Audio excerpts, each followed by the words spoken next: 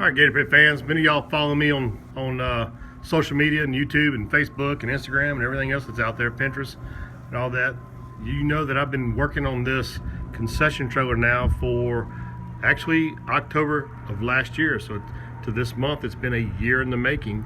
And the reason it's been that long is because I have to do this in my spare time because I'm so busy with customer orders that a lot of this has been done after hours and on weekends.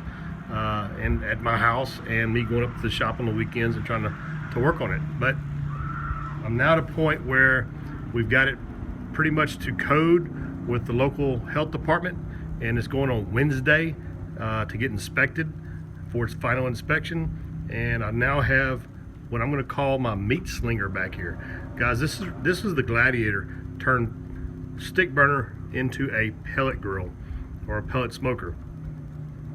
I've been referring to it as the Gladiator pellet conversion, but we're gonna actually name it the Meat Slinger because this thing is awesome, guys. And I know I'm gonna catch some flack from you stick burners. I know it. I already have when I came out with my first pellet grills a few years back, and I know I'm gonna catch some flack on this one right here, so bring it on, guys, bring it on. But you know what, when it comes to catering and vending and cost of wood and everything else that goes along with it, and time management, this thing for me, for what I'm doing, is going to be exactly what I need to come home after work on a Friday and fire it up, put my meat on, my briskets and my butts, my big cuts of meat, and then Saturday morning the meat's done, and then I get out there when I'm on site and I throw my ribs and my chicken and everything else on after that. That cooks relatively fast, and I'm done. And I slept Friday night. That's what the plan with this is, okay? So anybody want to know why I have a pellet grill? That's the plan. I'm not going to plan on staying up all night Friday night cooking for next day and for Sunday vending, all right? Not going to happen. And this thing is awesome. Let's get up in there and let's look at it, all right? This thing's cooking. I got a rack of ribs on this big boy. All right, this thing holds like 12, 15 briskets. I have a rack of ribs, all right? But I just threw it on there. I figured I'm going to fire it up and season and some more since I did earlier in the week, but I wanted to burn it up again, and I was like, you know what, let's just throw a rack of ribs on there. So that's the only thing that's on there right now, but let's see what's happening. Let's get on up here. We've got just under 250 on the top gauge and right at 250 on the bottom gauge, or actually just under 250, the same as the top. Actually, look at that.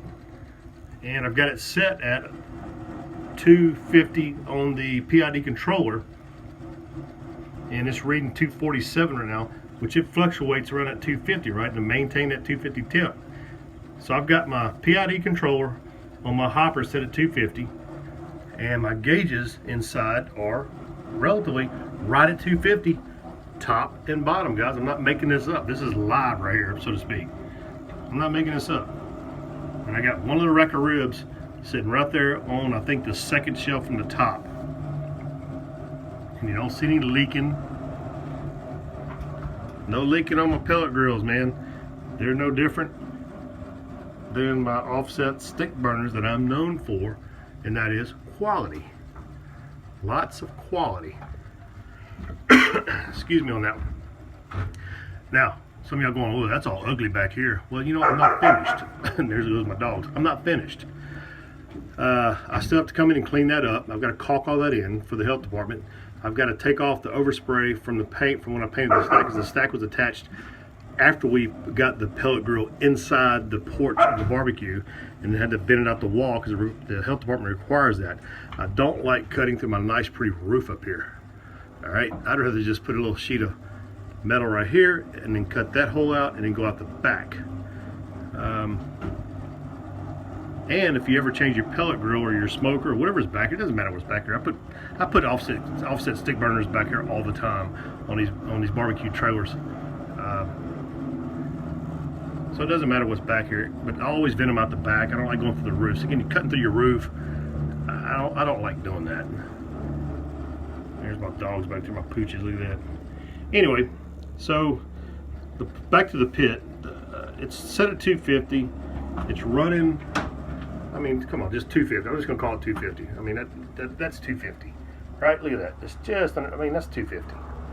When it comes to cooking and temperatures, plus or minus a few degrees, that is it, man.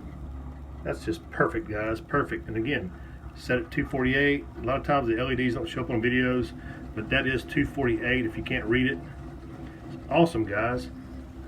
Again, this thing's gonna hold 12, 15 briskets.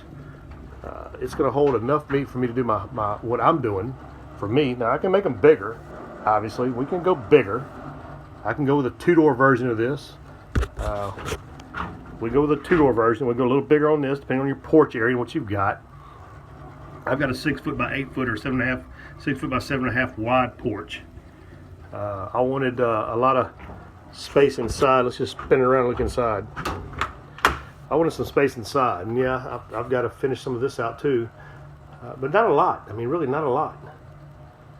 Very little. I have it all done tomorrow. I've just got to put a wire drain board over here. The health department, my health department here requires.